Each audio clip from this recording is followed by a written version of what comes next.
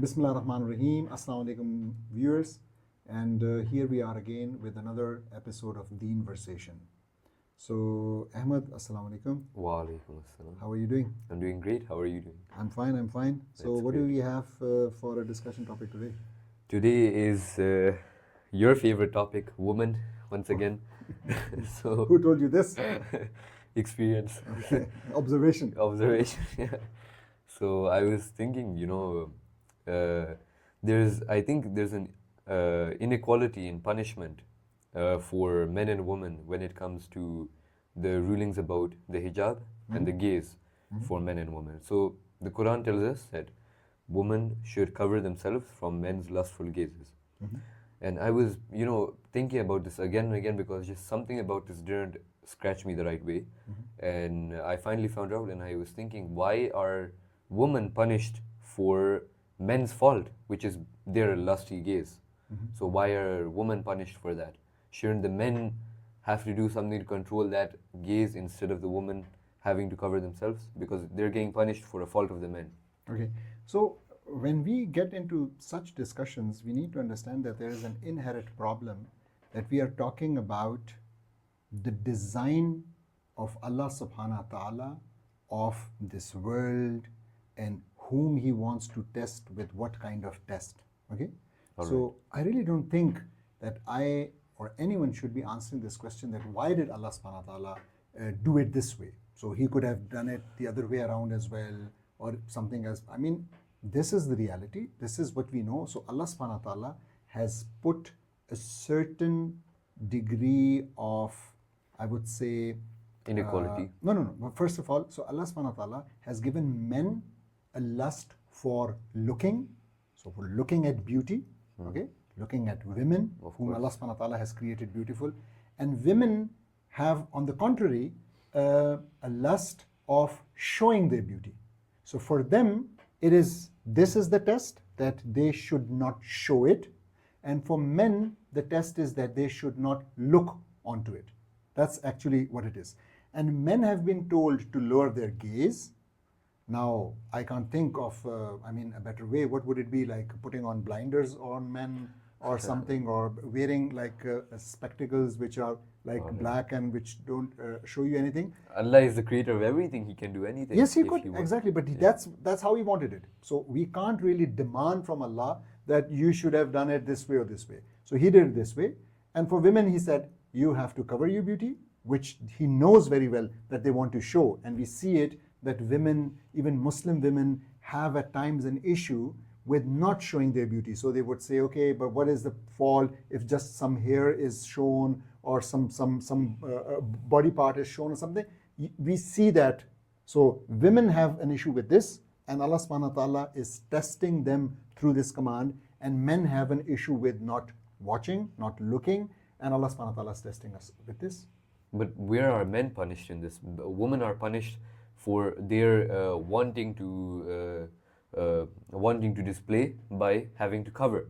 What's the drawback for men in this? So for both of them, the drawback actually is not really in this world. It will come in the hereafter. So women... So women are going to get the drawback for this world also in the form of the hijab, and then they're going to get the drawback in the hereafter, and men are going to get no drawback now, but then they are going to get the drawback. The drawback for men here is that they actually have to watch all the time their eyes.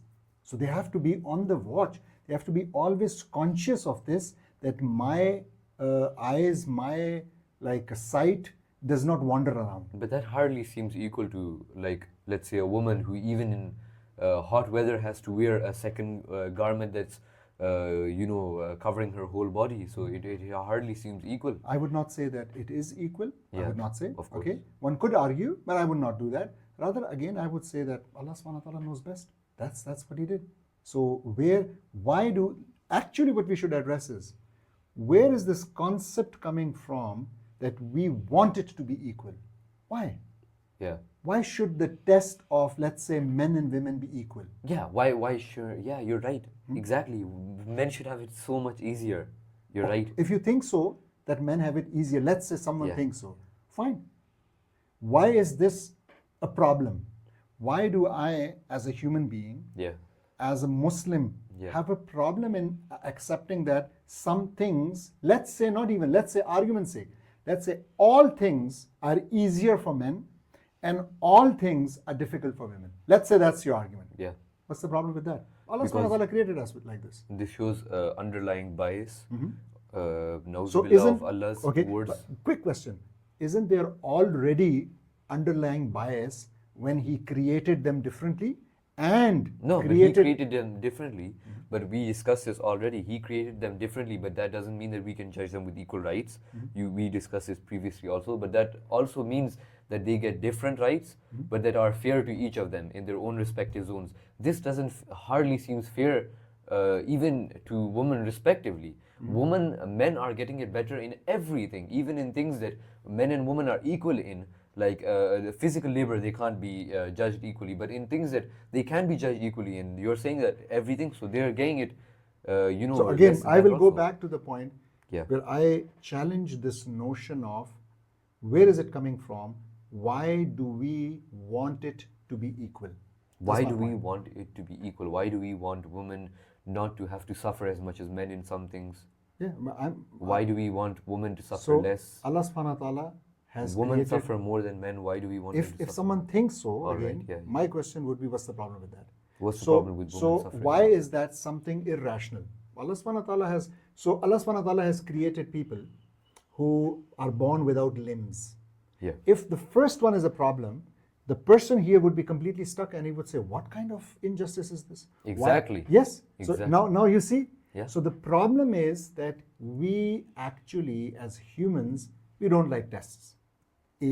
So whenever a test comes, We don't like unequal tests. If I see my brother, if I have my whole arm cut off and my brother only has a finger cut off, I'll obviously want to cut off my, brother's arm to rival my own tests, because we all want to have equal tests. No, you're right. Yeah. That might be a mentality, and that's the mentality that I'm trying to address. That we as humans have somehow understood that tests of Allah, from my perspective, should be equal. That's not the case. That will never be the case. And we know from reality that's not the case. Not everyone is blessed with the same blessings, whether it's money, it's health. You know it all the time. So why is this? So why do we get so obsessed with this equality mantra? I call it the equality mantra. That whenever it comes to men and women, we want to have it the same. Oh, but they're not the same. They are different. And you could argue... Yeah, but men are stronger. They should have to burden more of the, struggle. Yes, they should. And I think they do. I think men are more under risk. Men die more. Men are more on the roads. Only because of what we do. Yes, men are taking more risk. Men are more in prison. Men are killed more, all those statistics. Yeah, because but men do those things. Men do those things because men are supposed to do those things as well. All right. So, and men do those things because Allah subhanahu wa ta'ala created them with those instincts and with those that mentality, whatever it is, their psychology. And so they are out in the field, they are taking the risks, they are doing the tough jobs, they're doing all of that. But if someone thinks, I would never deny that, I would never try to go into a scientific debate, I would rather argue that if you think women have it difficult, men have it easier, fine. So what then? So again, Allah subhanahu wa ta'ala, He will reward both of them according to their tests. So if you think that women a priori, like all of them are being tested even before the test starts, just by being women, so Allah subhanahu wa ta'ala will reward them for that.